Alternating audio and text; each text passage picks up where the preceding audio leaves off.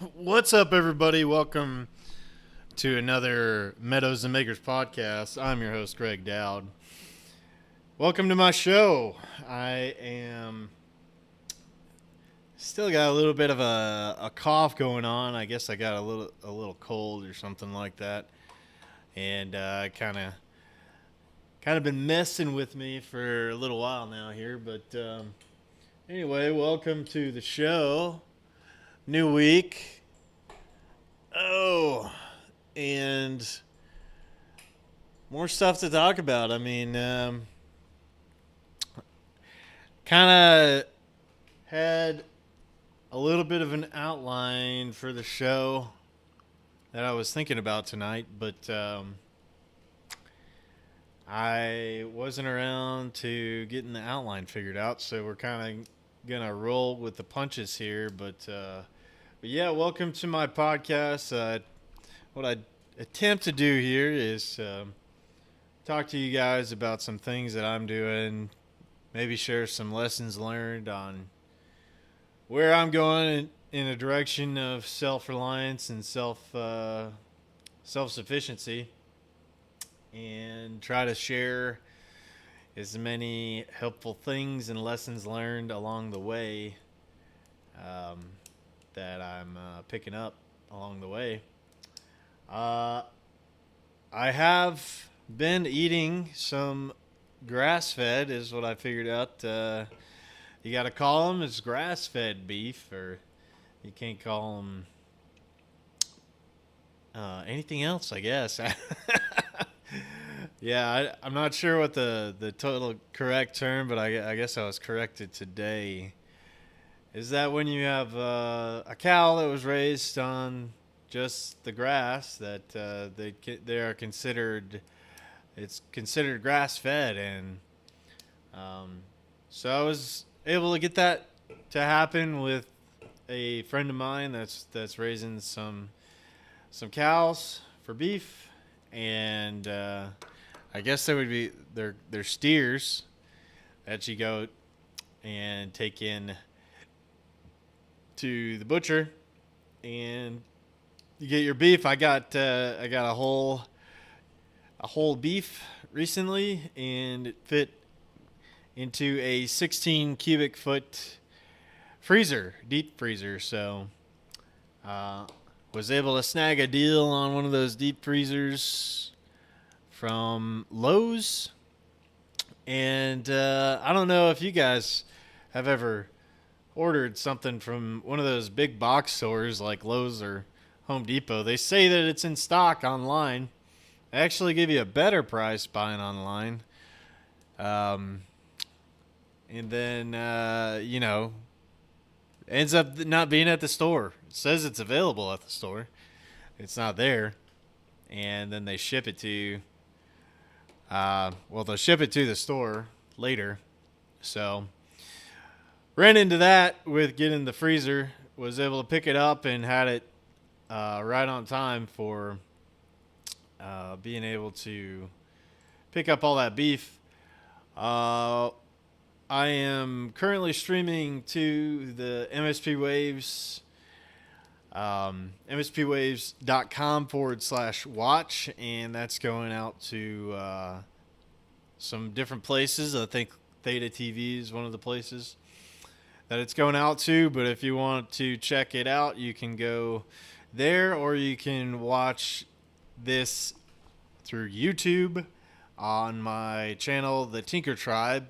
And if you guys like the podcast, if you could help me out by giving it a subscribe, telling somebody else about it, if there's information in here that is helpful for you, and if you get some value out of it, that I'd appreciate it if you share the word about the podcast and help it get out to more people, so that you can try to help some people figure out how to be more self-reliant in their lives, and share some of the things that I'm learning with you.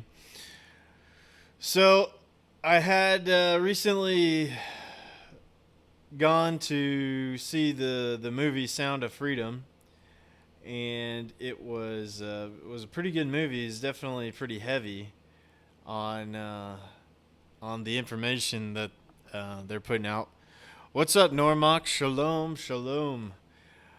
And I think being aware of the human trafficking issue is a good thing to definitely be aware of it. But I talked in the last podcast, it's like what happens after somebody goes through the whole human trafficking situation, and how do they come out restored or healed, or have some healing on the other side of that. So one of the things that I recommended to everybody last week is the Grindstone Ministries that is out there, and that is run by a gentleman named Bear Independent from YouTube, and he's got a whole ministry based on trying to restore kids from being abused and through child trafficking and human trafficking. So let me pull that up for you guys here. This is one of the this is his website specifically for the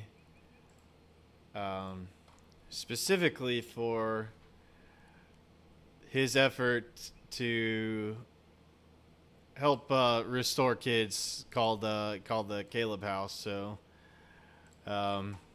So yeah, this is the place to go check that out. And so yeah, I mean, The Sound of Freedom was a good movie, and raising awareness on the issue of human trafficking. It was it's pretty heavy film to go watch. It's like this one guy for the government. I guess he was in Homeland Security. He was a Homeland Security agent, and he was able to save this kid, Miguel, from child trafficking.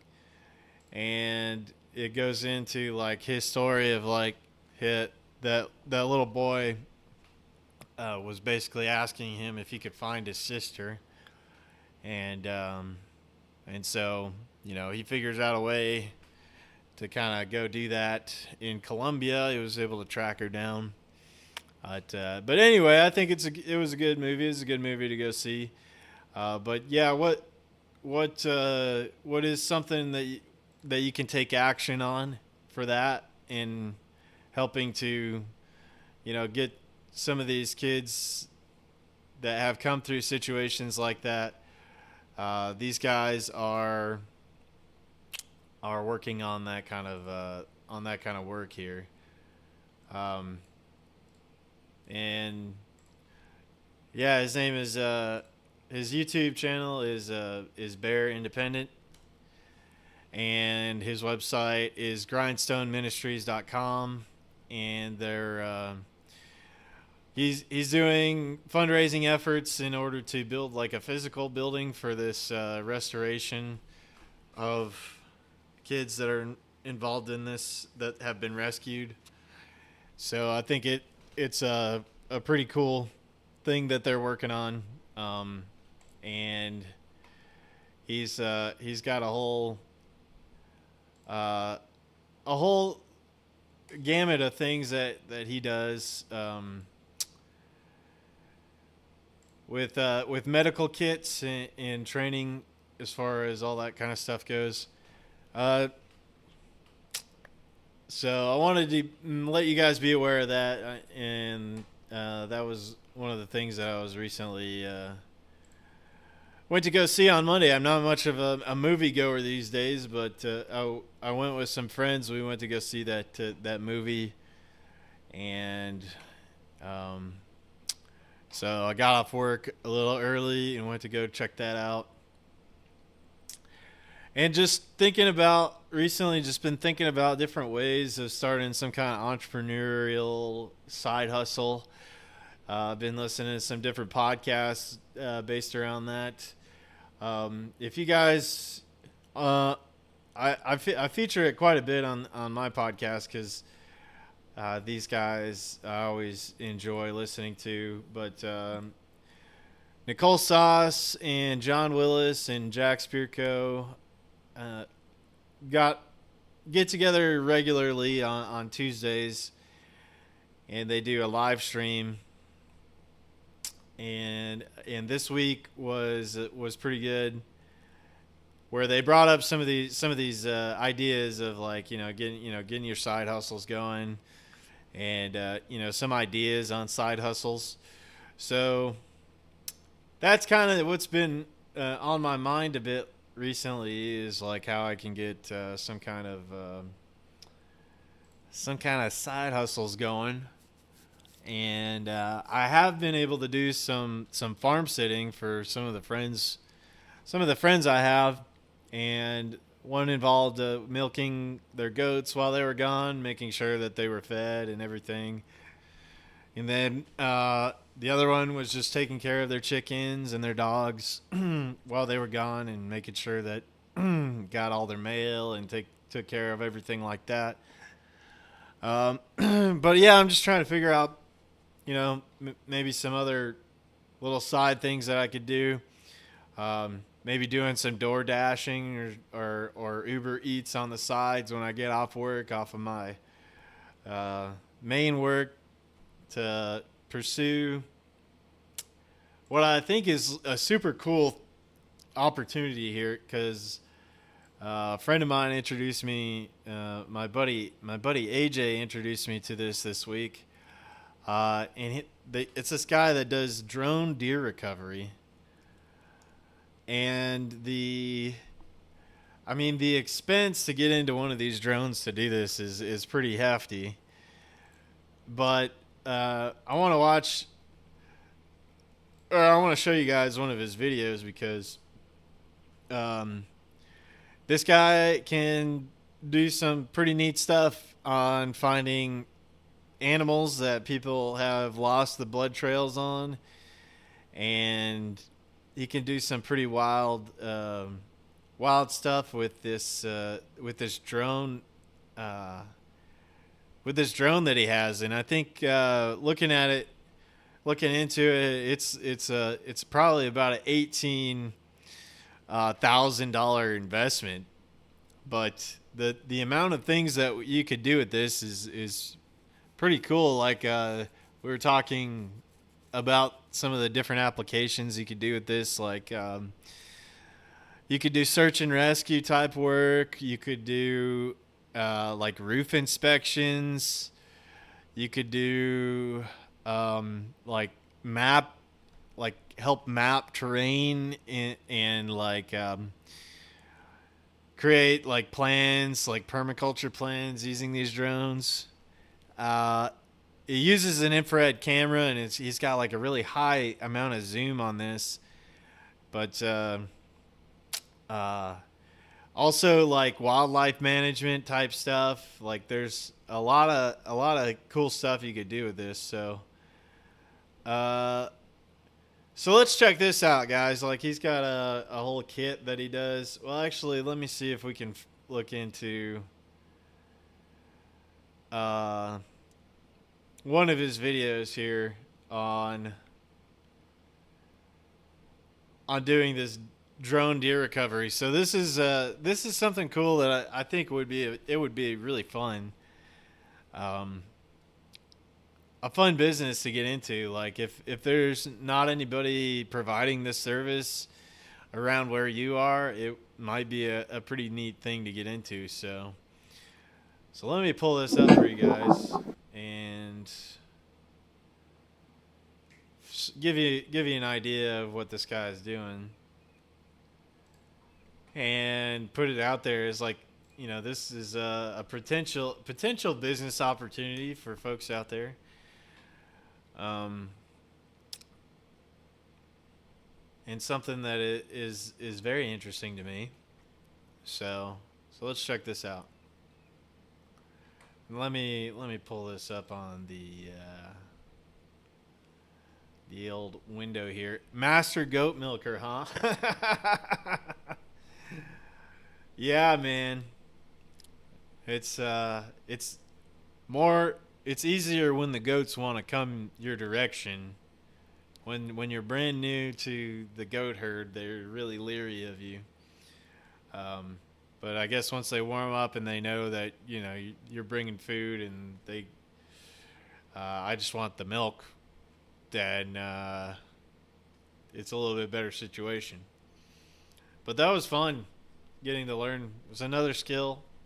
It's another skill that I picked up a little while ago. I never even thought I would be a milker of any animal, like goats or anything like that. But yeah, I gave it a go, and it was not too difficult, especially when you have a machine to do it. So, and the goats are cooperative with you. So that was an interesting experience and skill to pick up. So here's that video here of this guy doing a drone deer recovery, and this is definitely this is pretty cool to me, at least. So I wanted to share this with you guys, and then we'll check out like maybe how much one of these kits is. He's selling these as like a kit. It's all set up and ready to go. Is that him? Does he have a split brow? Yeah. Yeah, probably him. Oh yeah, right there. You see the blood? He's walking stiff too. Welcome back to Drone Deer Recovery. I'm Mike. I'm on my way right now to try to help a guy find a buck. He hit it last night. They tracked it for a while last night, couldn't find it. Then they went back in this morning and figured out that coyotes jumped the buck, and they're hoping I'm able to find it. Hopefully everything will go good and we can make this video. Thanks for being here. Hit the subscribe button and we'll see you out there.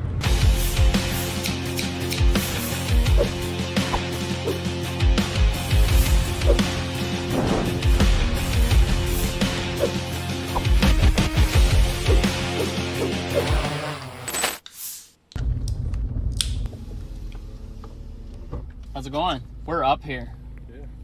Yeah. Do you care if I video the No. story? We're gonna use his. I shot him down here, but he's right below his house where I shot him over on that little knob right there. We're gonna use his, that way you can set up on his blacktop. So. Okay, we'll move up there. Stuff to fly across. So what's the story with this deer? Do you have history with him? Oh, we have 2 years of sheds off of him. Okay.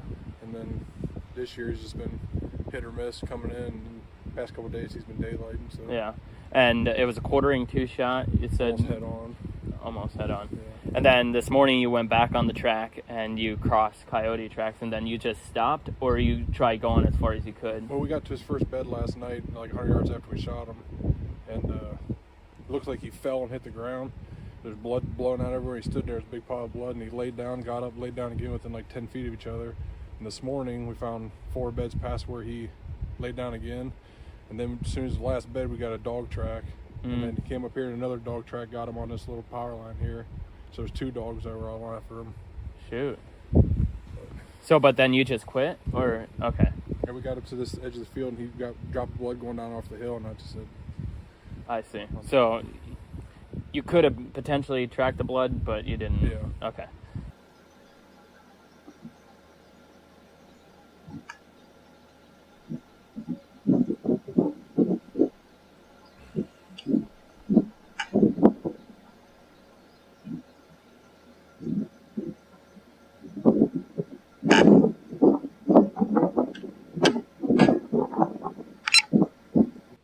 Is that him?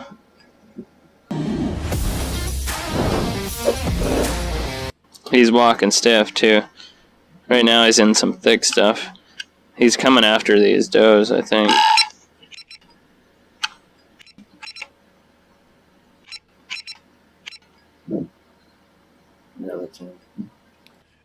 So this is what's so crazy about it, is the amount, the level of zoom this guy can get on this thing, and like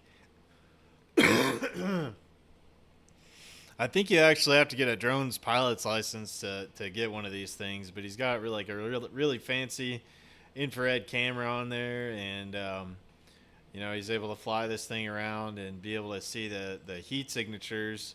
And I guess he's got some kind of software that's helping him define the outlines of the infrared signatures of the deer, so he can basically like spot these things in all kinds of terrain and stuff like that. So really cool channel if you guys want to go check him out, drone deer recovery. And then he's doing some interesting stuff with their he's using the drone with farmers to do, I guess he's spraying a fungicide or something like that in this recent video. And yeah, I wanted to check out what he's got going on with this this kit.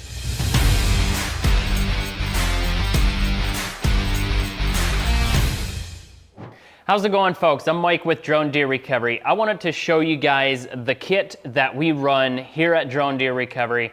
It's an absolute awesome kit for fire departments, police departments, search and rescue teams. This drone, this kit will get you in the field flying all day, snow, rain, it doesn't matter, it can take it. Let me show what you guys will get with our kit. First off, in the kit, you're going to get this 5-foot landing pad. Comes in its own carrying case if you have to hike back in to launch. It's nice to carry it with you. Inside of the kit that we sell, you will get 8 batteries. The drone takes 2 batteries at once to fly, so you'll get 8 total flight batteries. You will get 2 remote batteries. They're extra batteries because the remote itself has a built-in battery, and then these are extras. So you will get 2 remote batteries. You will obviously get the remote. You will get the charging station. You will also get the LP12 speaker light combo. You definitely need that if you're flying at night. Inside of your protective case, you get this case as well. You will get the drone and all the room you need to store your remote and your batteries and your light all in one spot. That is the Drone Deer Recovery Kit that we recommend for really anybody that's going to be flying in harsh conditions and they need to fly in all types of weather. We use it, we abuse it, it works, it's recommended for what you use it for. Number one question we get is why can't their operators use the Mavic 3T? The biggest one is you can't fly the Mavic 3T in rain. It's just not rated for it. The other one is it doesn't carry a big enough spotlight to illuminate the ground at 400 feet. You can carry a light with the Mavic 3T, but you have to be a lot closer to the ground in order for that light to illuminate the ground that you're trying to shine on. So one huge one for us is you can't fly it in rain. Rain is the best time to fly when you're looking for thermals that should be holding heat. That's number one reason you can't use the Mavic 3T. Another big benefit to flying with the Matrice 30T instead of the Mavic 3T is the Matrice allows you to hot swap. And what that means is you fly with 2 batteries, right? So the drone's powered on, you come back, you pull one battery out, it stays powered, you put the next battery in, and then you pull it out. The drone never has to shut down, so it never loses its information of where it's already traveled. Huge, huge thing that you need to have if you're doing search and rescue or any types of missions that you have trails where you've gone. You need to know where you've been in the past. So hot swap, another reason why you can't use the Mavic 3T. We are a DJI dealer, and this is the drone that we keep in stock because this is really what we're focused on. We don't really stock any of the others, but we could get them for you. So yeah, if you guys are interested in this drone kit, reach out to us. Go to our website, dronedeerrecovery.com/shop, and we will get you your drone shipped to you in 2 to 4 days. Pretty cool, huh? Yeah, let's go there and let's check out what's going on. So, yeah, 18 grand for this whole kit. Um, if you wanted to do something, I think on the side, like if you're in an area where you got a lot of hunters in your area, and somebody's not doing this yet. That's like one potential for this thing is in doing deer recovery. I know people ask for dogs to come in and do that kind of stuff, but this is another way of using this new drone technology to create some kind of business. So let's see. Become a pilot. What is he talking? Licensed operators. La la la. Training support. Certified drone deer recovery operator. So yeah, I guess he does a way that you can become a licensed operator. And let's see. Let's check this out, man. He's got some merch on this his thing here. He's got some cool merch as well. The drone deer recovery. But yeah, a potential kind of a side business thing there. This guy talks about making like $500 on a call for doing this kind of thing. And maybe something you could pick up on the side as like if you got your 9 to 5 going on, and like this guy's talking about basically being able to pay off his thing within a season, his investment in his equipment and everything. And I think he's in like Amish country, and the guy can actually can speak the Dutch that they speak with the Amish, and he's kind of found a niche in his area with this.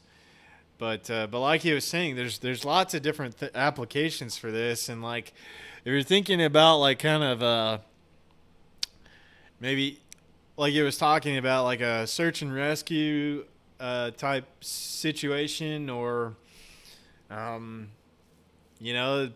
could potentially help you with your local community kind of become an asset. You'd definitely be an asset in your local community if you have this gear and equipment.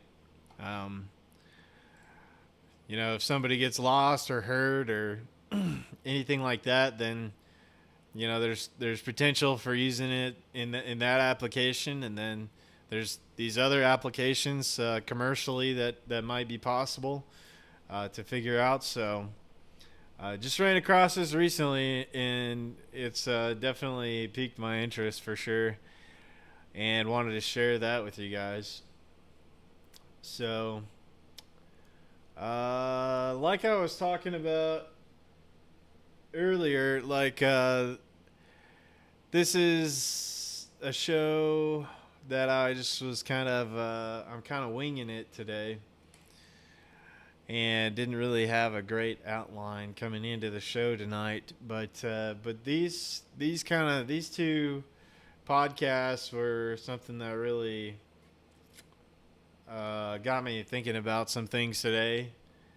And so I wanted to play a portion of this Tuesday Live with Jack Spirko, John Willis, and Nicole Sauce, because I think they gave some pretty good bits of wisdom in there.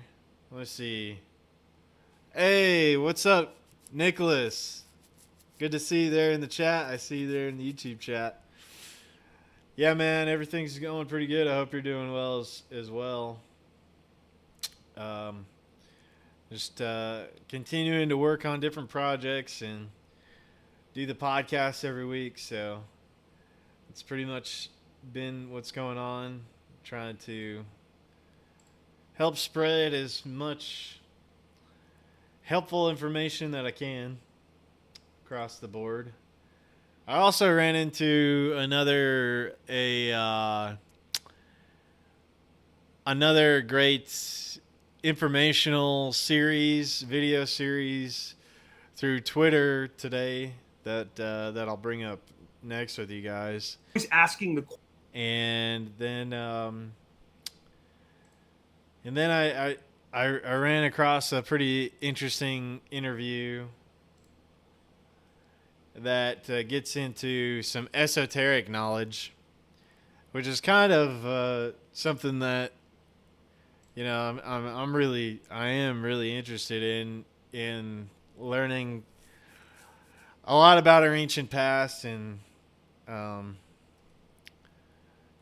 of that knowledge that has been passed down to us, but it's kind of been hidden. And it was from this guy Aubrey's channel. Aubrey.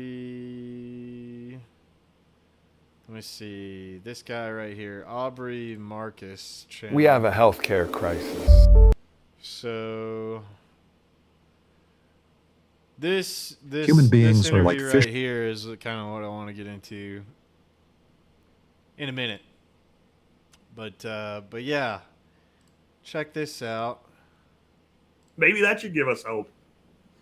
Well, so human ingenuity gives us hope, right? Every time we face weird regulatory environments or runaway inflation, what we're doing is figuring out how to counteract that collectively. Like one person has a good idea, we learn about it. The great thing about the fact that we can connect digitally right now is you get ideas from people.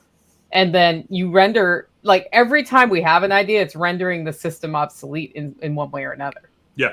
I mean, that's why getting off the hamster wheel is so important, because you're in the system, you're dependent on the system. To the degree you can peel off those dependencies, you're better and better and better in these situations. You know, and not everybody's going to build something of their own, but there's still like the sacrifice reward ratio. So there's a whole group, in the Bitcoin space, call themselves the plebs. And that's basically, I'm not an influencer, I'm nobody, I'm just a guy that stacks Bitcoin. And there's a lot of them I see on Nostr, especially since that's kicked up. And they refer to their job as fiat mining. They're mining fiat with their labor. And they're taking every bit of extra money they have and they're rolling into Bitcoin. That level of risk tolerance isn't there for everybody. But most of those guys are going to be looking pretty good in about 10 years. And you're going to tell them they're lucky. Right? I mean, and that's just one way to do it. They could be, if you look at the S&P 500, all the ETFs tied to it, it's actually crap. It's garbage. There's 9 companies that make up the S&P 500 and make it look good. If you take those 9 companies out of the S&P 500, it doesn't even really keep up with inflation. So the person could be fiat mining and staying in the fiat system and investing in just those 9 companies, or just the 6 of the 9 that are doing the best. That gives you a place to fall back to when one starts to perform poorly. There's a lot of ways to do this. The question is, are you doing everything that you can? Somebody asked, I saw on the sideline, I don't think we started because it wasn't in caps, but what about, as your kids start to get older, you want to spend more time with them. Where do you make time for all this? Everything's a choice. Everything's a decision. We'd all be rich if we didn't have kids in some ways, because you spend so much less money and you have more time to work. But the kids are an incredible reward, and I agree. All I can tell you is when I was working these crazy hours and shit, not just my kid, but my wife, I put them on my freaking calendar as an appointment, right? And you get home and you're tired. Doesn't matter. I have an appointment to play freaking tea party with my granddaughter. Okay, well then that's what if I had an appointment to meet with my boss, I would do it. All right, so just a little context of what they're talking about here is basically they were talking about getting out and doing all these different side hustles, and don't just go work here. If you want to get somewhere in your life where you're not just constantly in the poorhouse and you're a victim and you have that victim mentality, that you're gonna have to do a bunch of extra stuff. And they're talking about picking up different side hustles and after you clock out of your 9 to 5, if that's what you got going on, then, go pick up extra work and do, like the whole, like Uber Eats thing or DoorDash, or like one of the ideas that they threw out there was assembling these like tough shed buildings. Like if you got some basic tools, like they were talking about how, guys get paid to come out there and set up these sheds for people, assemble these sheds for people that they order. And I think what he was talking about is like you can order one of these sheds for like, I guess he was like saying that it was like $1,200, and then you pay for somebody to come out and install it, and that if you can get, maybe just you or a couple of guys, or like you and a buddy or something that want to make some extra money, that you can get in on the action on something like that. That that you could be out doing a side business with something like that, and not just like, if you make extra money, you don't just want to like haphazardly use it. You want to have like some bigger goal in mind, like some bigger type of business, like getting out of the 9 to 5 job, something that you can move that money into so that you can make more money and figure out what it is that you like to do as your passionate kind of thing that you can make money with. So yeah, I mean, like, to keep some kind of goal in mind, to work toward that goal, and not just give in to like our modern society and the way that everybody kind of just goes along. And you get off work, you do the 9 to 5, you're totally worn out, and you just want to chill and you want to entertain yourself or whatever. It's like, you're always going to be in the same situation unless you go out and try to do something different and, sacrifice for that better future. And especially they were talking about when you're younger. We recently had a conversation with one of the other guys in our group about this, is that he's figuring out different side hustles to do along with his day job now. And he's like, man, I'm old. I'm like, he's like in his 60s now, but he's like, I wish I'd have been doing this like when I was a lot younger, man, and been doing like other things on the side until I had figured out how I could, get some extra income coming in, and being able to have like, abundance, kind of that abundance in your life. Instead, we're always running this rat race, and it's like the money's getting messed up on us through inflation and everything. And you can make that an excuse, because it's always going to be something that we're going to have to deal with. But you basically got to figure out how you're going to make it through there, and like what skills can you use to provide value for the other people around you. Like, one of the things they mentioned was that, if you don't have some kind of skill where you got calluses on your hands, like, you need to think about some kind of skill like that, because everybody's going to need somebody that can do some plumbing, electrical stuff, like carpentry work, masonry work, like landscaping work. Like, those things aren't going to go away, and there's going to be a demand for folks to do that kind of stuff. And if you're just willing to show up and work for somebody, he was talking about a couple of different jobs that they know, where the guy was looking for somebody to help with his pool maintenance company, and basically just can't find anybody to go do the work, or to get out there and do the work and get the training and do the work. So, I mean, there's always opportunities like that, especially, if you can get out there and do the work with your hands, and you're not afraid of getting out there and doing that kind of work. Like, there's always going to be opportunities there. And so basically, through all that talk, they got the question that, so what do you do about your family in making time for your family if you got all this stuff going on and you're grinding to get to a better place in your life. And so Jack is coming in there talking about, well, like, make the time for it, like schedule it out and make sure that, if you treat it just like you would, you're showing up for something for work or whatever, that you got to make that appointment and that you got to stick to it. So once it goes on the calendar, you're set into it and you got to just go after it. So, but you got to make that time for your family as well, because otherwise you're just going to be totally absent. But before they're talking about, while you're young, just make sure if you can adopt that mentality, and while you've got the energy and you've got all that energy of your youth to get out there and hustle and do all this stuff, that's the time to do it, not to just go off and do what everybody else is doing, blowing all their money on the weekends to just escape the reality of the week.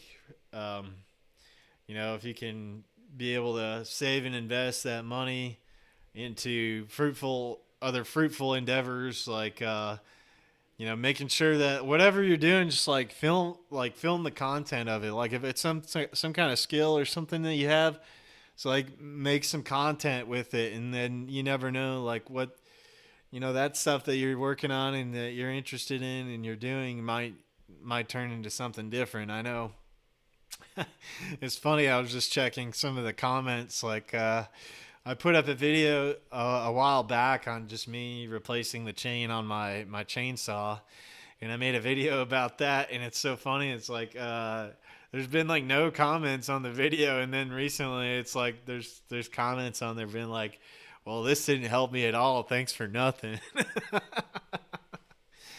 But I mean, whatever you're doing, hopefully that helped maybe somebody that was like totally lost on how to do this, but on how to replace their chain on that specific chainsaw. But you never know, like the stuff that you're filming, maybe that or you're creating content about, might lead to something else.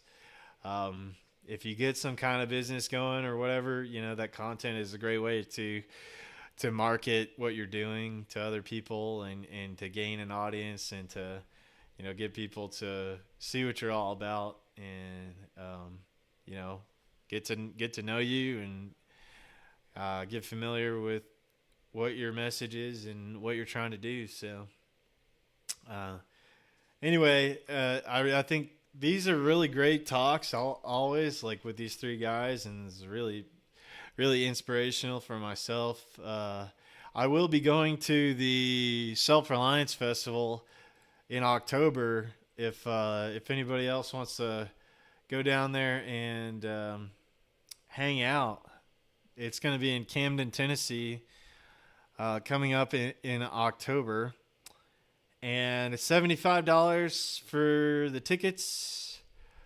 The early bird price expires on August 1st. So if you want to go get tickets to this, then go ahead and grab them now. And $75. I think that includes your camping at the event if you want to show up and you want to camp on site. And let me see. Let me verify that. But yeah, let me drop this in here and do that. So, Self-Reliance Festival, if you guys want to go check that out. Let's see, Normock, you can buy a badass lawnmower from John Deere or Kubota, etc., interest-free, and charge good money. My 9-year-old son is charging $65 an hour to mow lawns. I help do the weed eating and tow the mower to the site, but he's learning business. Well, that's awesome, man. uh, man, that's one of those things that you can get into, and you can do a cash business or something like that. Most jobs are like 30 to 45 minutes. Yeah, that's cool. I worked for a guy that did landscaping for a little bit. Um, and it's not, you don't need very much. Like, yeah, you get a good mower, you get a good weed eater. Um, and like, I think you can use the weed eater for edging if you're doing it in like subdivision neighborhood kind of things. Um, So, and then people are always, it's always willing to be able to pay for somebody to do something for them. I mean, it's kind of that sacrifice. It's like time or money. It's like a lot of people would rather have more time, you know, than, especially in more affluent areas and stuff like that. If you can figure that out. But yeah, Self Reliance Festival. This is a really cool event. You get to see some of the folks that are, trying to help other people with those skills that I try to present to you guys every week. So the ideas, and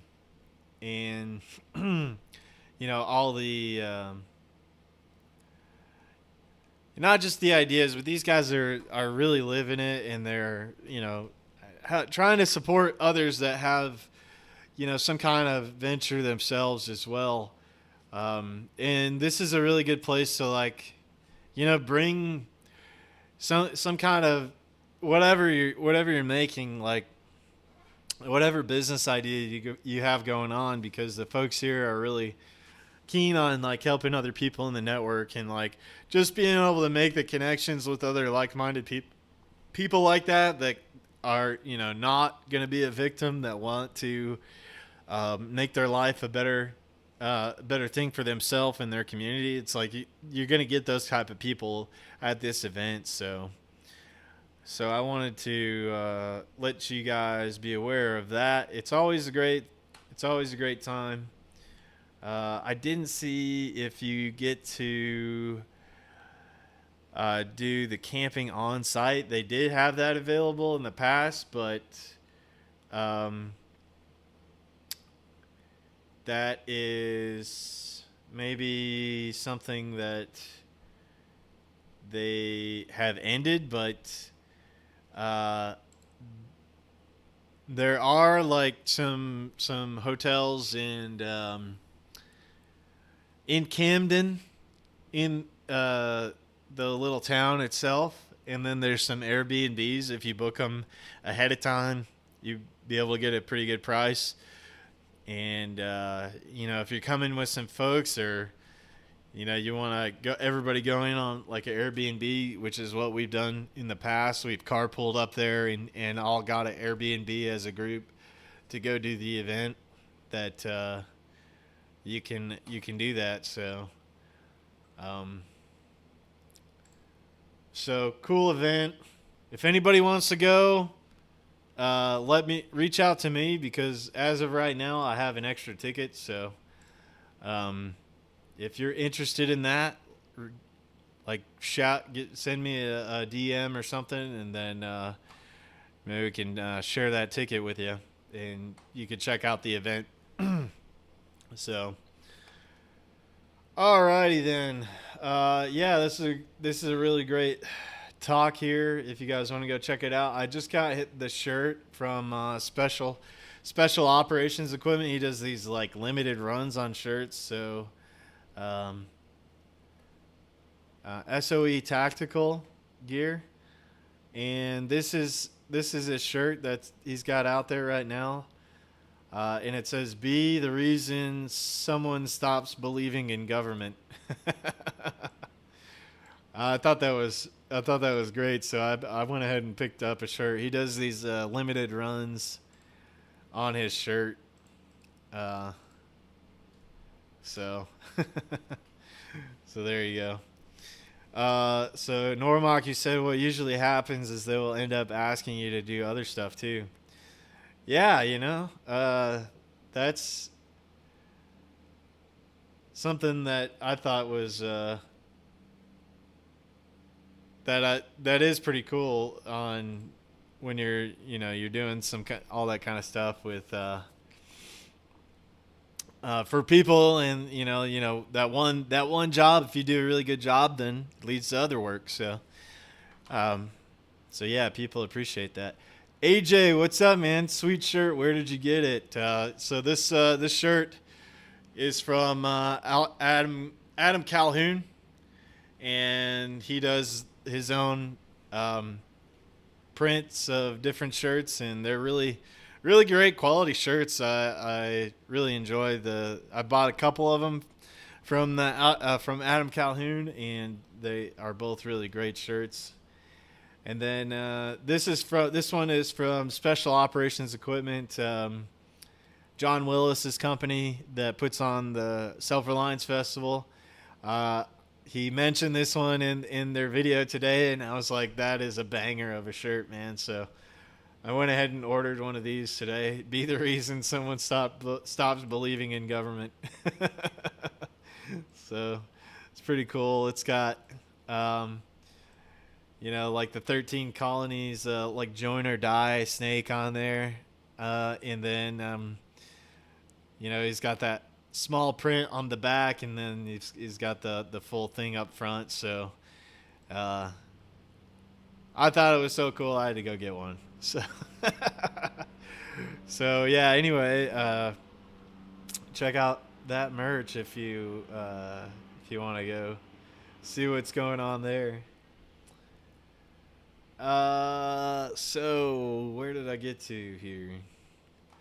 Be the reason someone stops believing in government. And I think that's happening more and more now. I think more and more people are figuring it out, that the way that the system is going is not in anyone's personal benefit. And in fact, they're getting in the way of a lot of the things that people are trying to accomplish in their lives, and that you don't have to be a victim. You can just decide to do something different. You don't have to spiral downward with the whole thing. You can choose to do the opposite. You can go on an upward spiral towards your betterment and improvement. And one of the things that I think is important in that is to have an open mind in your life, and like be able to look at information, be able to have the two differing ideas in your head, but not to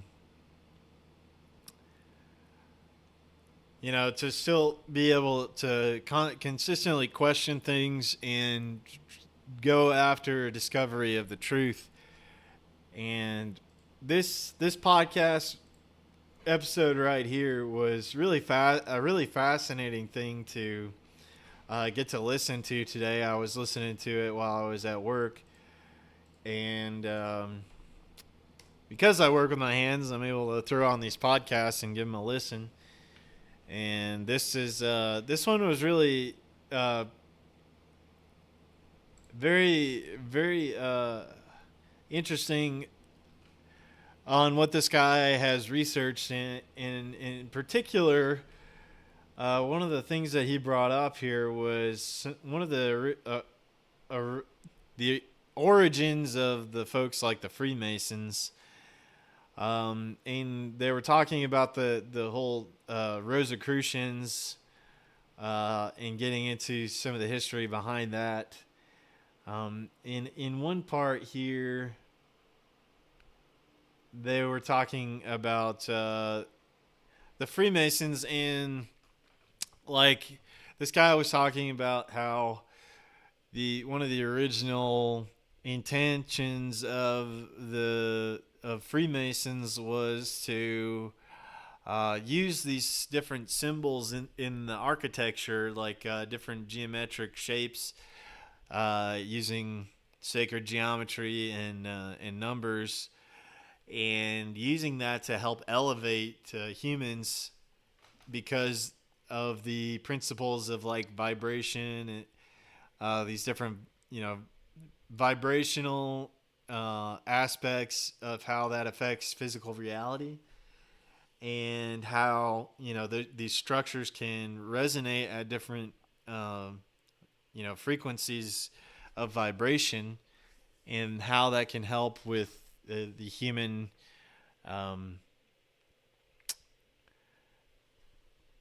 with interact with our physical bodies to help us get into like a higher state of being.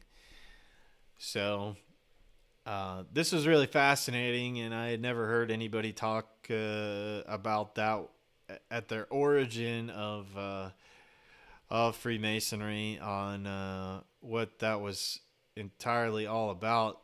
This is really interesting about this whole podcast, this whole interview. I think it's really worth the time to listen to, because they go into a lot of ancient wisdom that was passed on through these different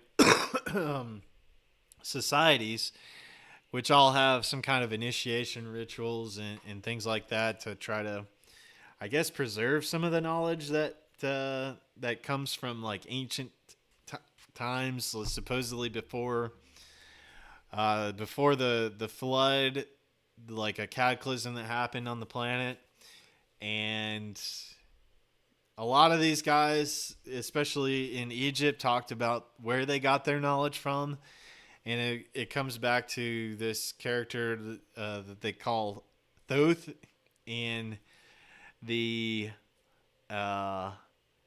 Greeks were the ones to pick up on some of the Egyptian mystery schools, and where we get that information from today can come from those Greeks, like Plato, who received this knowledge from Solon, and they gave that Thoth character the term Hermes Trismegistus, which I believe the Trismegistus, I believe, means thrice born. So they talk about how this idea of a consciousness, or a being able to take earthly form, or physical a physical form, and then sharing knowledge with other human beings. Pretty wild. But I wanted to bring you guys to this last part of the podcast, and then if you want to go further with it, you can listen to the whole podcast. But it's definitely it's a great listen. It'll be something that might open your mind to some different things. It's kind of like how we have this materialistic view of our reality, when in fact that since we are energetic beings, there is really a lot going on behind what we are perceiving with our senses, and that it's really both a physical and energetic realm that we live in. And so you could call it like a physical and a metaphysical are happening, or the physical and the spiritual are happening at the same time in this reality. And there's some principles and ideas behind how this reality is constructed that go way back into humanity's past. So and this information has been passed down in different forms throughout the ages, and kind of going into how people have discovered this information and passed it on through different cultures and societies. And this guy basically has taken all these different all this different information and attempting to condense it all, and to give everyone kind of the skeleton key, I guess, so that you don't have to go and go through all of that research tedious research that it's all in one spot, and then you can go check that out at his website here is vesica.org. And so I think he said that one of his big focuses is on biogeometry, and a lot of what the like I guess the early ideals of the Masonic order, or the Freemasons, were talking about. And so yeah, that's his website, vesica.org. And so you can go check that out there. But let me play this portion of that podcast here for you guys. In the beginning of this is really fascinating as well. I might bring it to the start of this as well. I agree. There was I want to just touch on, and we're moving towards a close here. It's been a beautiful conversation. Thank you so much. Thank you. There's this idea of the Masons. Yes. And you actually referred to some symbology in the kind of Masonic tradition of using stars. And you pointed to a bunch of different stars in different corporation logos and different things, which was this kind of identification of like, all right, we're part of the same team here, as this kind of like a symbolism. So in some ways, I think of Masons, like one part of my mind is like, man, it's like my fraternity. You know, I was a Kappa Sigma, and it was cool, and we did some stuff, but really we just kind of got together and we had some drinks, and like, whatever. You know, you go to the lodge, you smoke a cigar with the boys, you do a few different, you know, kind of flaccid occult rituals that don't really have much power. And, you know, like we do shit in the dark and whatever, like, and speak some things and evoke some whatever. It was all very flaccid and very like impotent. You're trying to create your own initiatory process, right? But it was like it was all just kind of a group that got together to play intramurals and you know, launch kegs of beer into the University of Richmond. Like really, that was pretty much it. And some part of me is like, that's the fucking Masons. But then I'm open to the idea that there's actually a stronger, deeper power structure that exists. So where do you fall in the balance of those extremes, whether this is a major influential piece of what we're experiencing that's hidden, and that actually they want us to think that it's like, you know, Kappa Sigma, where you're just kind of getting together, hanging with the boys and drinking some beers, or whether it's actually a foundational power structure that has deep influence even now. So the first thing we have to be aware of is that there's a difference between what was called operative masonry, which were the people that actually learned how to build cathedrals and build structures. So they're operative masons because they actually built stuff. They were literally masons.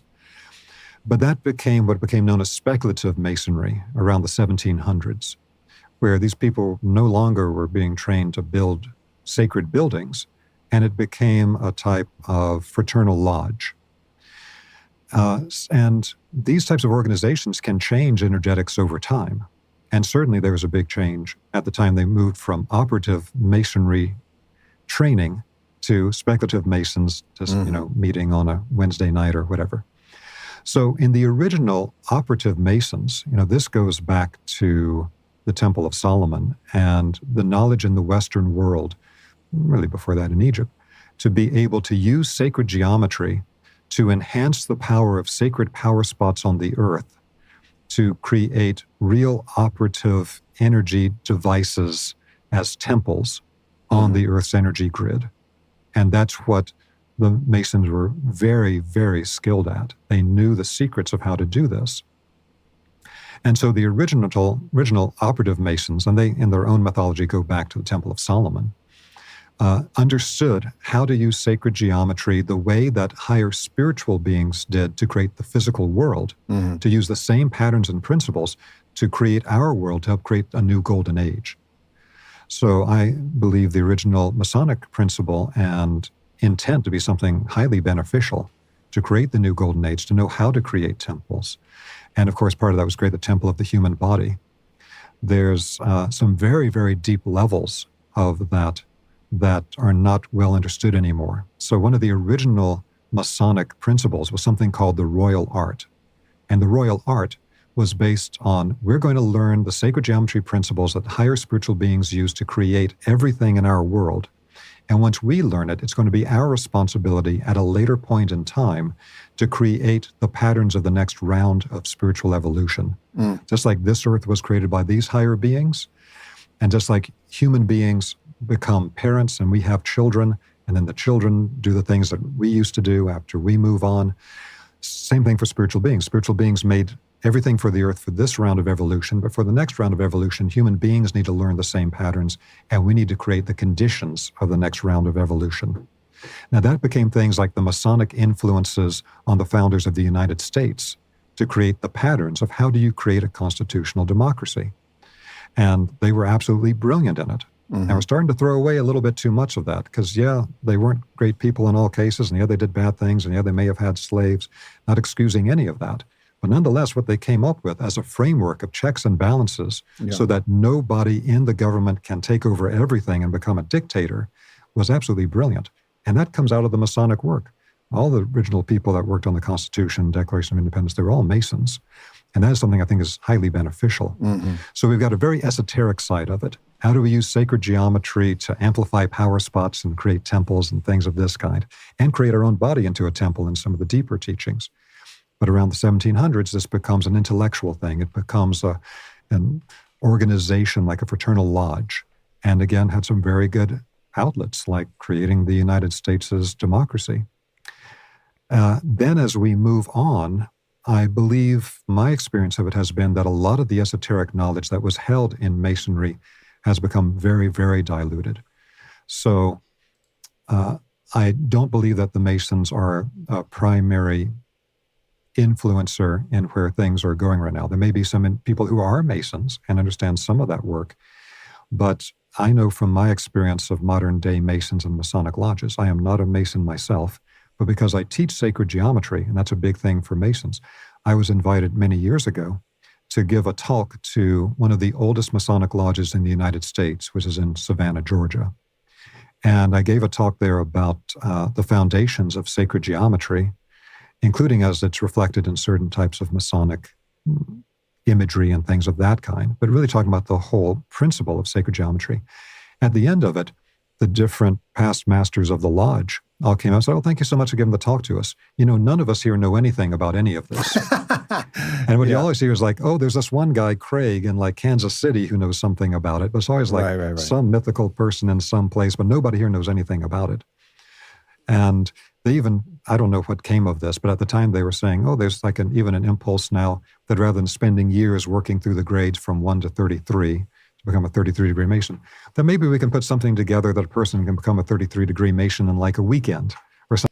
They just handing out these things now. It has nothing special to do about it, but it seems like that whole institution now is basically a fraternal organization that these guys get together and they're, helping each other network and do business opportunities between each other. It's kind of what it's evolved into now is what he's talking about. Whereas at the beginning of it, it seems to, they had higher ideals, but like trying to create a new golden age through the architecture that they were building, which is very interesting. It's very fascinating that, you think about the Japanese scientist that was studying the thought patterns on snowflakes and thought patterns on water, and then the freezing the water and then observing the different patterns in the ice that formed. And you think about some of the things that Nikola Tesla was talking about, how you can think of how things operate as like energy, frequency, and vibration. And you can see how like the I mean, possibly like these different geometric patterns, like you can see in some of these grand cathedrals and things like that. That these were intentional to create a higher energy state at that location, maybe to increase the connection with the spiritual realm, with the metaphysical, with God, and the increase that connection to that. Um, you could call it, basically even the construct of everything. The reality we exist in, and all surrounding it, that is and permeates everything is God. So you could call that nature, whatever you'd like to term it as. But this is always there, and there are these patterns, and there's a construct built into this reality, and that looking at it from I guess what he was talking about is the guys that were actually building the architecture and sharing the knowledge of building these different patterns and formations of geometry to create these different temples in order to make that connection more solid between the physical realm and the spiritual realm, is in order to bring about a new golden age was I guess their intention. It was very interesting to me. I thought that was really wild. So Normok are saying the Mason's patron is a man named Hiram Abiff. He built Solomon's temple. The whole thing is Jewish. So Mark Passio gets into some of that information with the Masons and how a lot of it is basically a lot of the stuff is like a metaphor. And I think if you like break down that name like of Hiram Abiff, it's got like a metaphorical thing to it, and I'd like to go actually dive into that. If let me see, Mark Passio does have a pretty good thing on that. Let's see, Mark Passio, Hiram Abiff.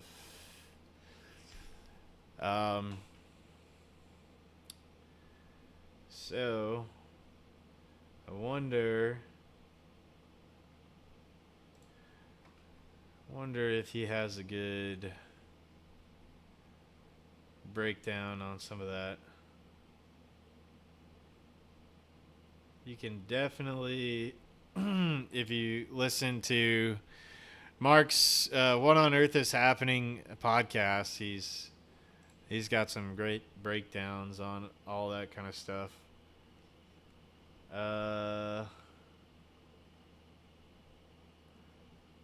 Abiff and the Lost Word, Esoteric Freemasonry.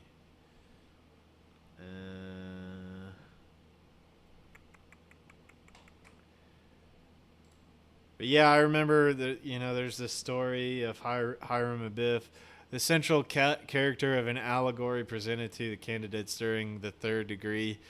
In Freemasonry, Hiram is presented as chief architect of King Solomon's temple. He is murdered inside this temple by 3 ruffians after they failed to obtain from him the master mason's secrets. The themes of the allegory are the importance of fidelity and the certainty of death. So yeah, I think it's like part of this whole thing where they're doing this initiation, and then like I guess the idea is like if you can pick up on some of these things in the allegories in the story, that I guess they give you the pass or something. I don't know, to go further on. I don't know exactly how they run it in these lodges now, but So you were talking. So you're bringing up Normog that slavery was a global institution. I don't understand why we have to apologize for something that was global. Yeah, when he's bringing up the founding fathers owned slaves, it was literally there's probably more slavery happening today that's underground that we're don't see through human trafficking, sex trafficking, than in times past, because there's a lot more people, and there's a lot more people being subjected to that kind of despicable shit that's happening. So I don't. If we think about the way we live our lives and being under the fiat currency system, we live in a type of a covert slavery system. It's not overt on us because we're not being whipped, we're not being held in chains. We relatively have our ability to do what we want in this life, with the certain stipulations and regulations that are put on us, but we have the ability to overcome that stuff if we wish, and get out of those contracts and get out of that whole realm if we want. But you're right. The history of humanity has been subjugating and enslaving each other forever since it seems like since man has been here. And if you look into nature, the nature in biology is always in a state of competition, it seems, and that competition is what weeds out the and actually helps with survival of biology. So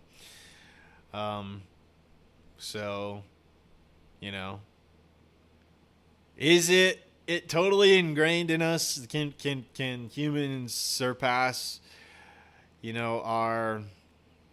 our biology in some ways to figure out how to live in more harmony with each other in this realm? I don't know if that's ever possible. I don't know if there's ever going to be a complete utopia, but I think that you can make your world a better place, and you can actually you can figure out some of the ways that this reality is constructed, and how you can work the system to benefit you in different ways, and teach that to others.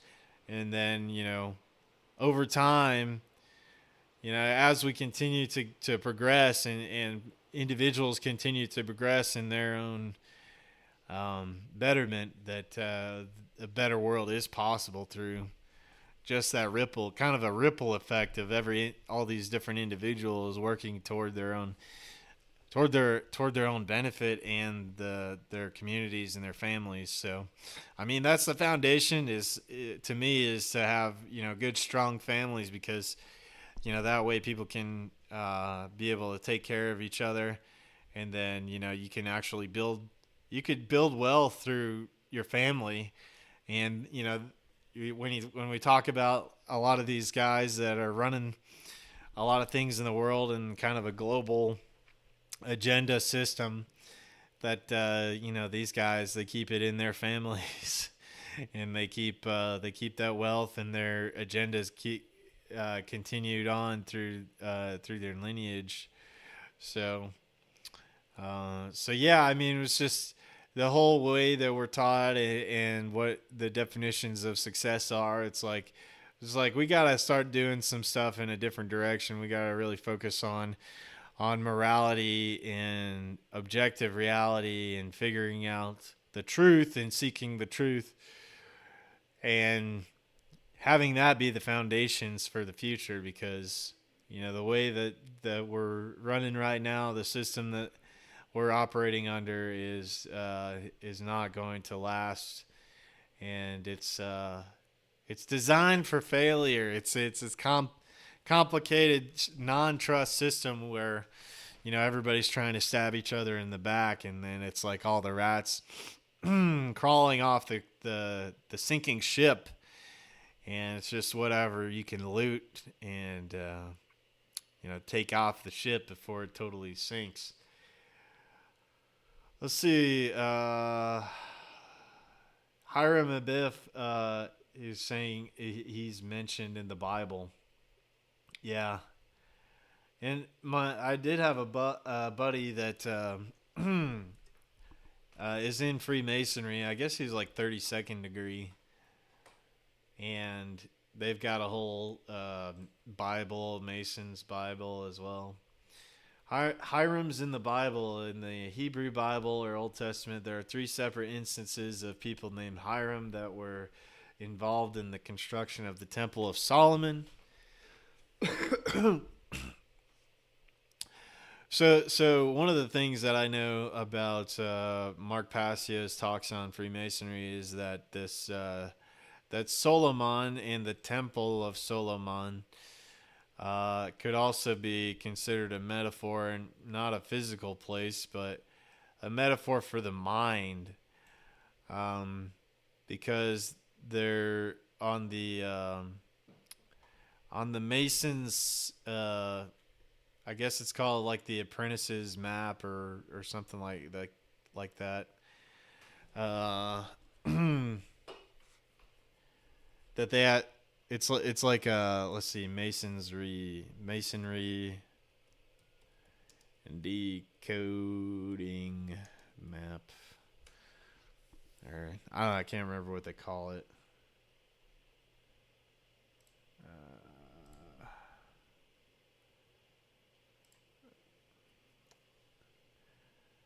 What is it called?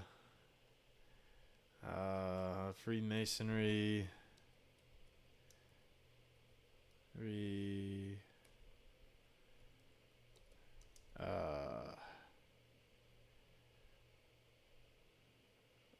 Pillars.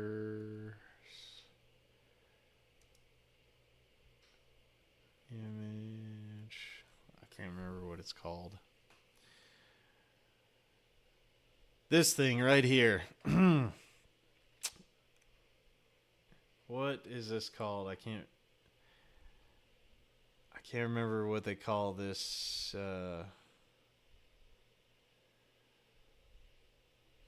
image, but it's like part of the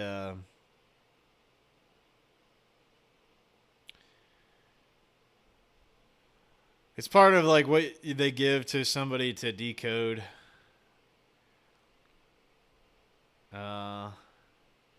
But you can see in this thing you have two pillars. I think it's called Boaz and Yakin, and then you have the sun and the moon, and so then on the floor here, there's all these other symbols and things that are on the floor here, and then the checkerboard, I believe, means that you're non-initiative, which means you're just going through the life in a state of confusion.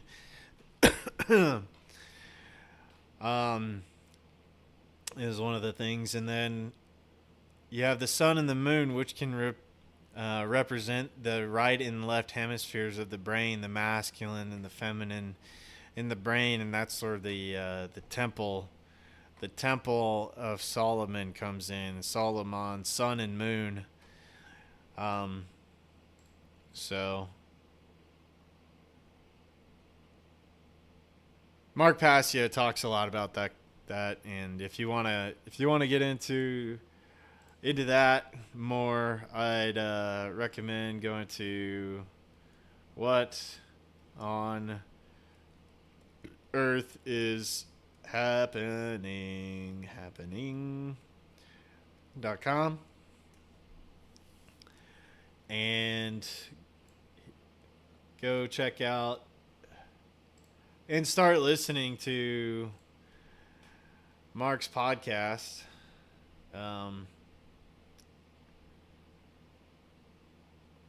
What on Earth is happening? Go and listen to it from the beginning. He recommends starting from the beginning and then working through all the podcasts up until the present day. And it looks like he's got his website backed up. He's got all the podcasts backed up on here. So this is a really great resource if you want to get into some of this, some more of this esoteric information and dive a little deeper into it there. WhatOnEarthIsHappening.com.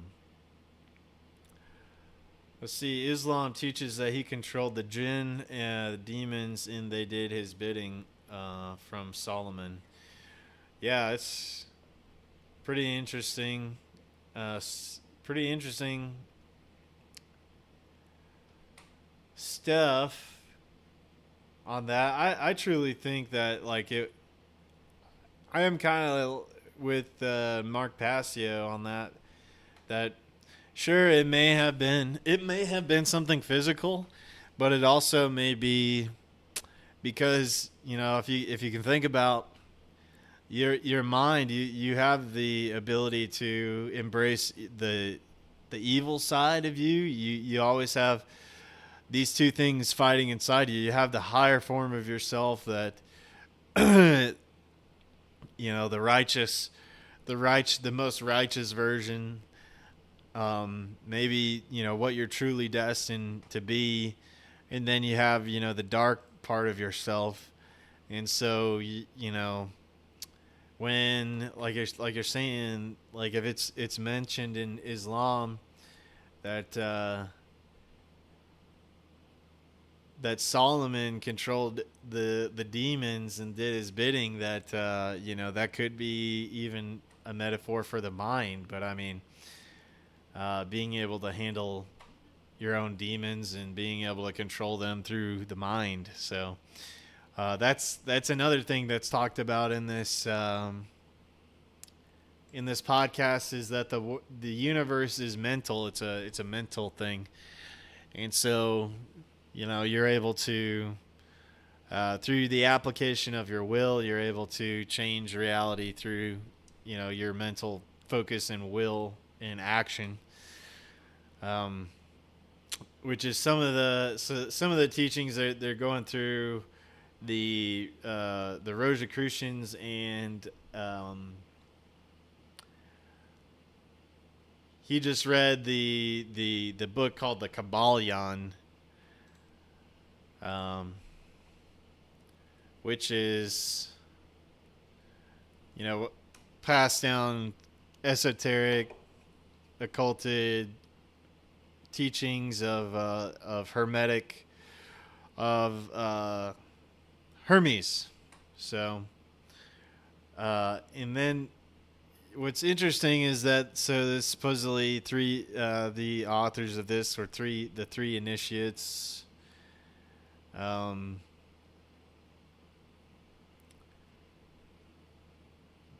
which is pretty fascinating. I mean, it goes through a lot of the different principles. So mentalism, all is mind, the universe is mental. 2, principle of correspondence, as above, so below. As above, so below. As below, so above. Principles embodies the truth that there is always a correspondence between the laws and phenomena of various planes and of being and life. The principle of vibration, nothing rests, everything moves, everything vibrates. So there would be no physical reality if that wasn't true. There really wouldn't be a physical reality. Everything in physical reality, for it to have a physical form, is in motion. It has a vibration. The principle of polarity, everything is dual. Everything has poles. Everything has its pair of opposites. Like and unlike are the same. Opposites are identical in nature but different in degree. Extremes meet. All truths are but half truths. All paradoxes must be reconciled. The principle of rhythm, everything flows out and in. Everything has its tides. All things rise and fall. The pendulum swing manifests in everything. The measure of the swing to the right is the measure of the swing to the left. Rhythm compensates. The principle of cause and effect, every cause has its effect. Every effect has its cause. Everything happens according to law.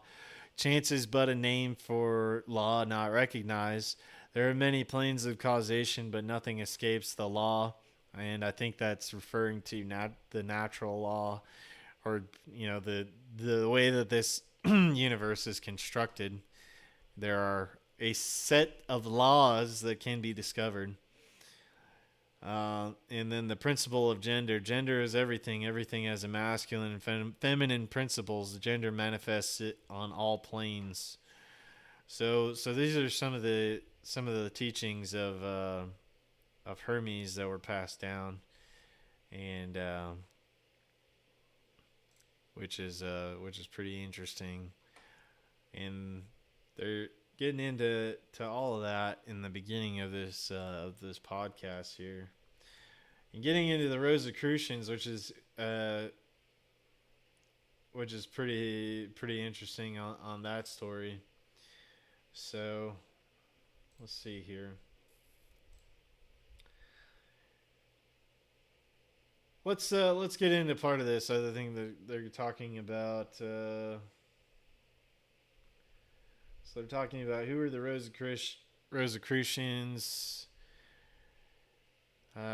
spiritual beings in polarity, Gnostics, spiritual beings in polarity, all that, Holy Grail, the Knights Templar. So let's go to the beginning of this right here. Who were the Rosicrucians? And listen to a little bit of this here for a minute.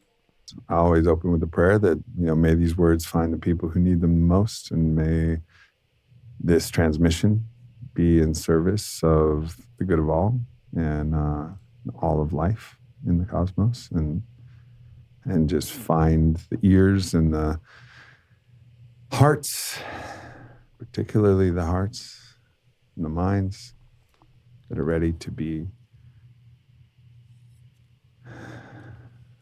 lifted, supported, evolved, liberated, whatever the medicine may be. We understand that we're here in service to a greater purpose.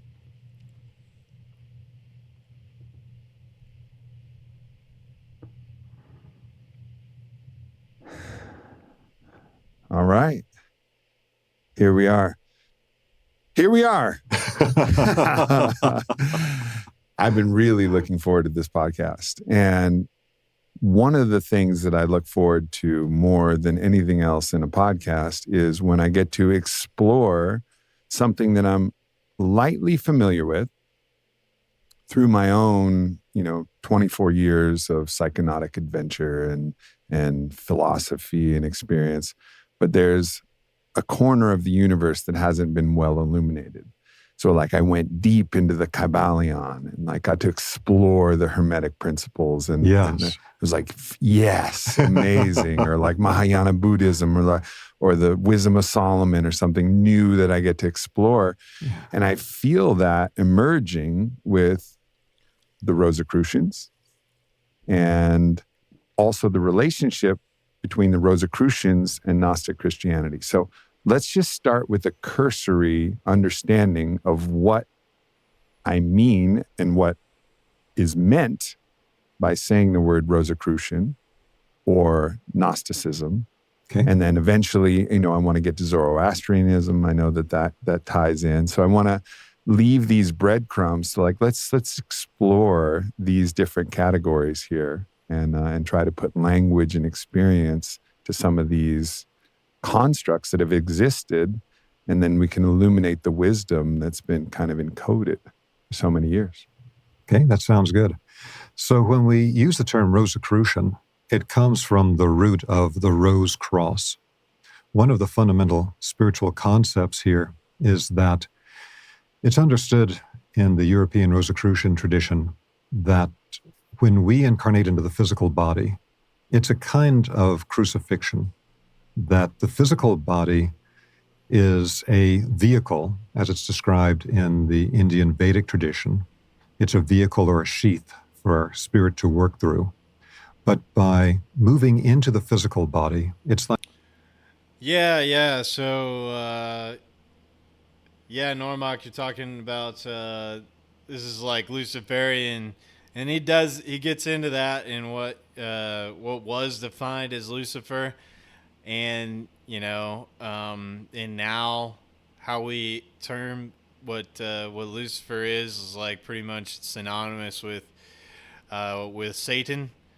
And so anyway, it's something to like look at. Like some of these are some ancient, this is like some ancient esoteric teachings on like how both the physical and spiritual kind of things, humans were trying to ask these questions about who we are, where we came from, what's the purpose of this whole thing. And then so he's talking about some of these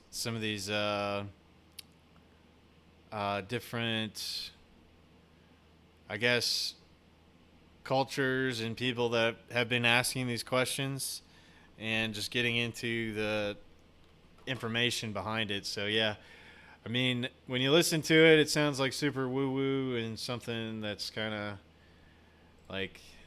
of weird stuff. But I think it's good to like have an open mind and listen and think about some of this stuff, and then go do more research if you're interested in this type of thing. And then I always say it's like, I picked it up from one guy's like, listen to all but follow none. Don't make anybody your guru, your leader. Think for yourself on this kind of stuff. And I think it's just very interesting on where these people were, and like how they were, they're dealing with these different symbols and where does it come from. So I find it pretty interesting. Like a black cross. It's a concept that you find in ancient Greece as well, where they would say in Plato's writings that the world soul is crucified on the world cross, and that the human being is crucified in the cross of the physical body. So it opens up particular experiences and education for us in a physical body, but it also opens us up to potential suffering in a physical body. Or ecstasy. Potentially, yes. Potentially? When was the last time you had sex? Come on. Come on, doctor. It's there. It's absolutely available. Absolutely. But if we're going to understand where they're coming from with the rose cross concept, the foundation of it is that the physical body is like a black cross that we incarnate into of the 4 elements. And then what we can do is we can activate the energy centers of the physical body, like you're talking about with sex, with tantra, etc.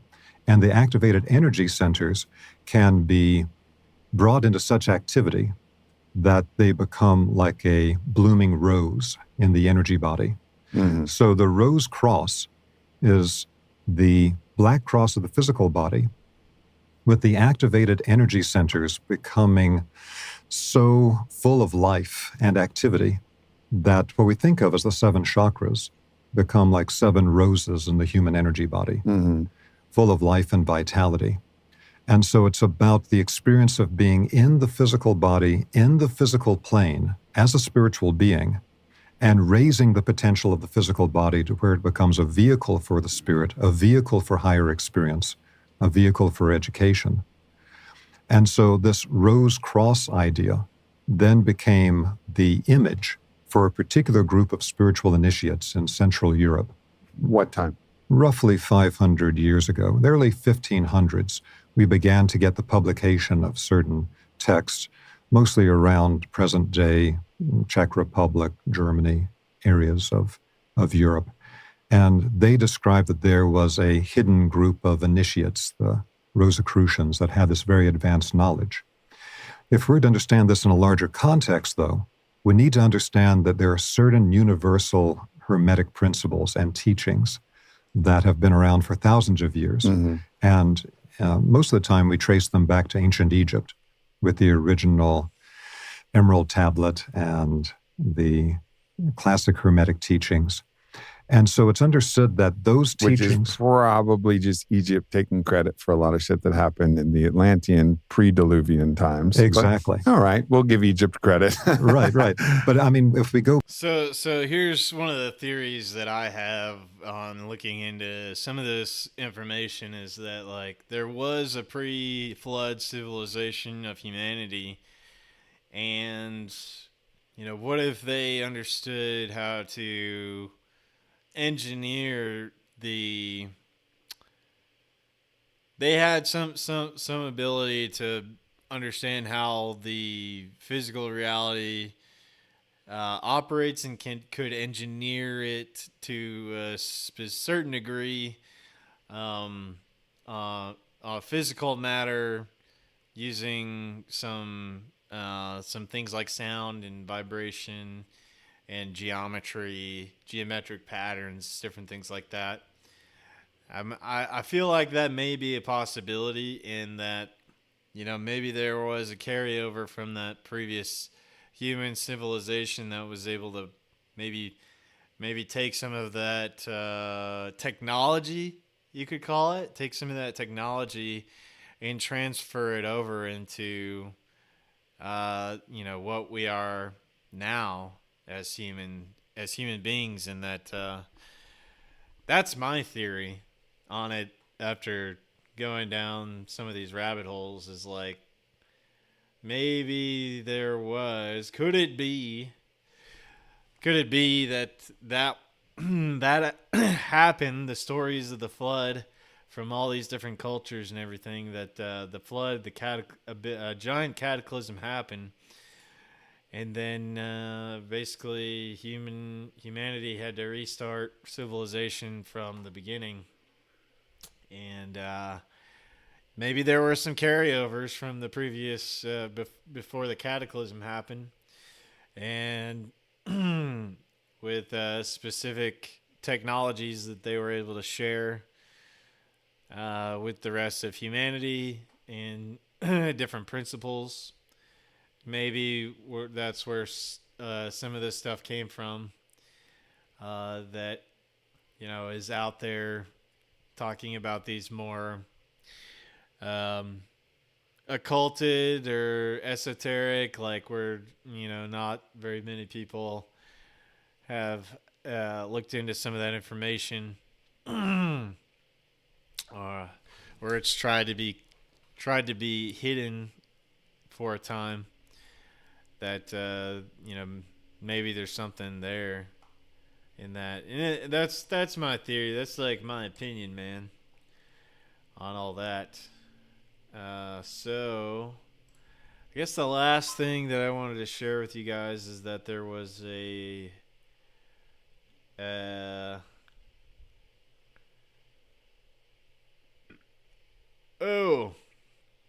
there was something that I wanted to share with you guys that I found through Twitter, and I found it on John Bush, on John Bush's Twitter, that he shared I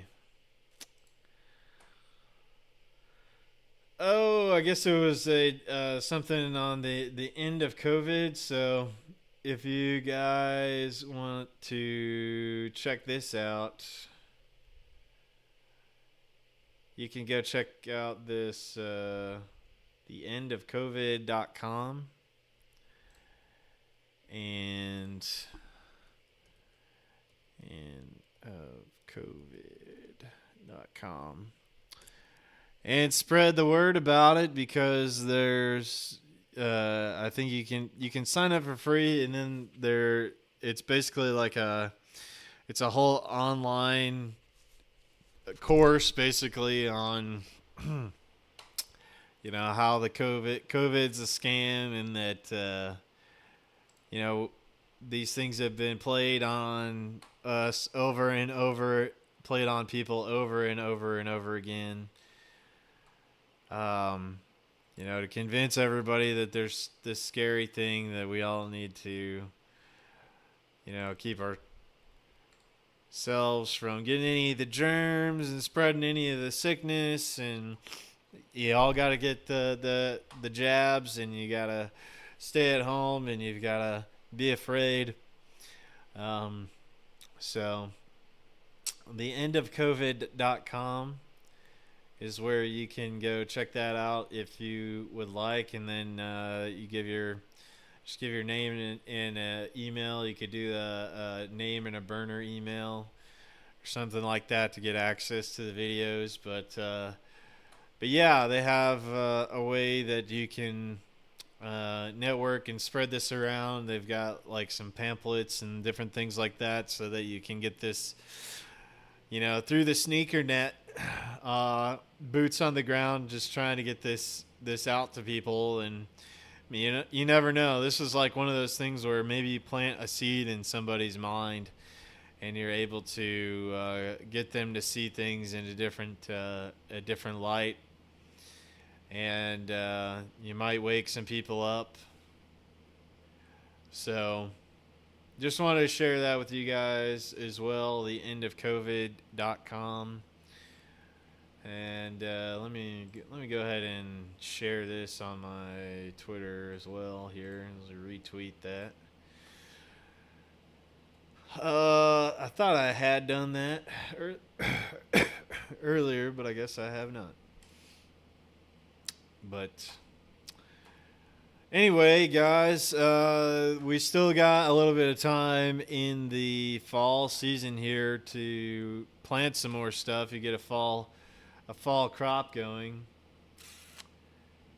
And I am planning on planting some beans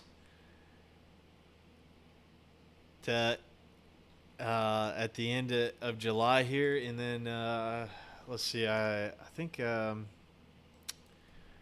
one more thing I wanted to share. I can't remember what this guy's channel. His name is. I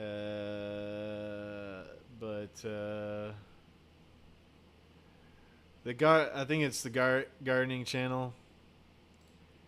This guy, James. What's going on, growers? It's James Prigioni coming to you live from James Prigioni. So, I think he recently did a pretty good video. He's got a lot of great content on his channel here. But I think he was talking about some of the different fall crops that would be good for you to plant. Let's see. Still planting in September. And trying to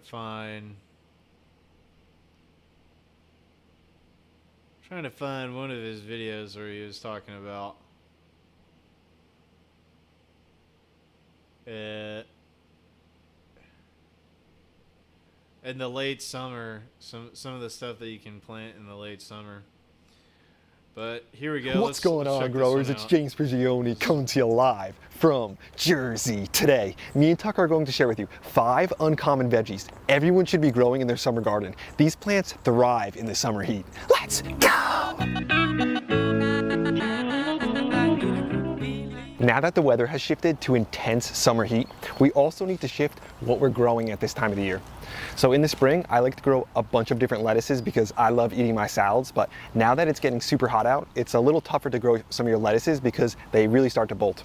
I still have a few lettuces growing down here. You can grow them in partial shade, but we're heading into the second week of July, and soon it's going to be so hot out, over 90-degree days, and it's just a little tougher to grow lettuce. If you do want to try to grow lettuce at this time of the year, you want to make sure you grow it in partial shade and use some heat-tolerant varieties like the slow bolt leaf lettuce. But what me and Tuck love doing is growing a number of other highly nutritious greens at this time of year. The first veggie everyone should be growing in their summer garden is Malabar spinach. I like growing the red Malabar spinach. I'll take you over to a plant right now, back here. So red Malabar spinach has thick, glossy leaves, and it does fantastic in the intense summer heat. This is a climber, so you want to make sure you're growing it up a trellis, like here, or even a fence. I've got another one growing back there. I have grown this in containers too, and it grows fantastic in containers. Again, just make sure you have a fence for it to grow because this thing's really going to climb large. One thing about this plant is it's actually a perennial in the tropics, but here it just grows as an annual because it's really frost sensitive, but it's fantastic to grow as an annual for a number of reasons. One thing is that it self-seeds so easily. So I planted years ago red Malabar spinach in the back here, and a lot of these have just come up on their own. Like this one right here, self-seeded itself. The one right next to me here, which isn't doing great, but that's self-seeded itself also. So it's kind of one of those things where it almost feels like a perennial because you only have to plant it once and then let it seed it, and it will keep coming back year after year. Let's get a taste of it. You can eat the leaves when they're raw, just like this. Like I mentioned, it's. So I was talking to one of the guys that showed up to our meeting. He's like a really big permaculture guy. He's been studying permaculture for a long time, and I talked to him about starting a community garden effort and doing like a way to track like people's time and their contributions, and then being able to split up the harvest based on that, and focus on feed for animals, like specifically like chickens and goats, as that's like the main two animals that a lot of us are raising right now.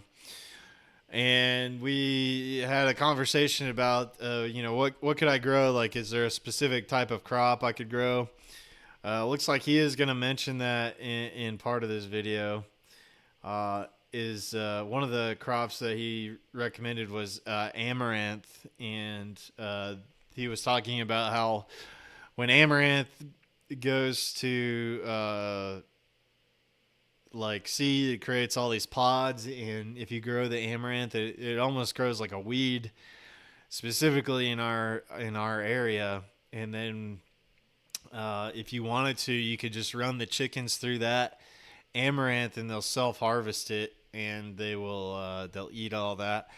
But another suggestion he made, which was something that I didn't consider, but was really an interesting suggestion, is he was talking about specifically for chickens, is that if you focus on creating like the black soldier fly larva, it's actually a better thing for your egg layers, because it's going to give them enough of the protein that they're going to need.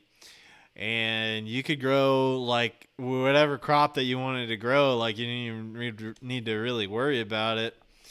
But at the end of that season, like you can take that crop and you can put it into creating the black soldier fly, or continuously have an operation where you're harvesting, but the sole intention is that it's going into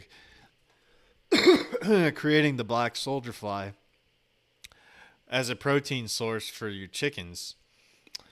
And if you wanted to be able to extend that into the winter time, that you keep this operation going as long as you can, while it's warm, because there's a cutoff where the black soldier fly don't want to come in, and they don't want to reproduce. But if you can maintain the temperature in like a warm range, then you might be able to continue the operation through the winter time.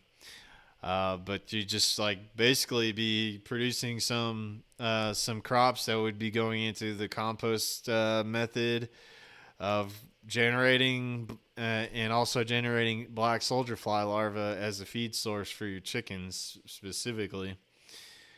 And then, because he was talking about how grain, like they really don't need a whole lot of the grain source with the chickens. It's more about getting more of the protein into the chickens than purely feeding them on grain alone.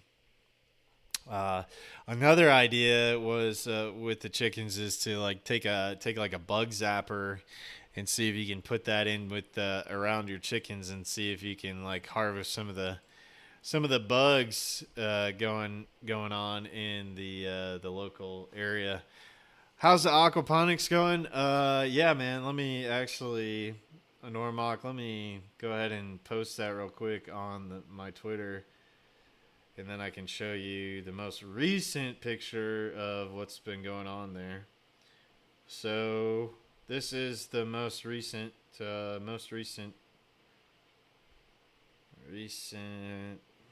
status of the aquaponics system.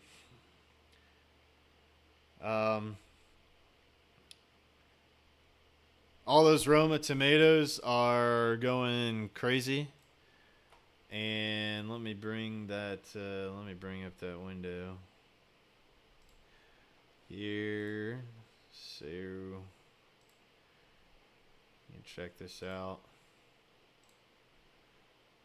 Son of a gun. Alright, where do I go here? I go here. And there we go. This is what it looks like right now. And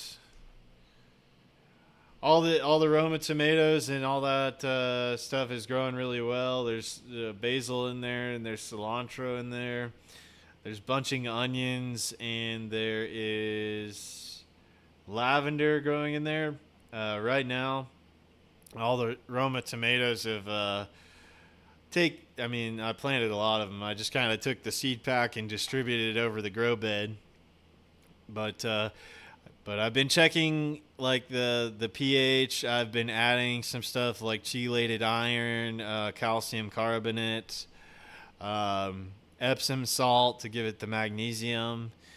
The permaculture guy that I was talking about was over there at our last meeting, and he checked out the system.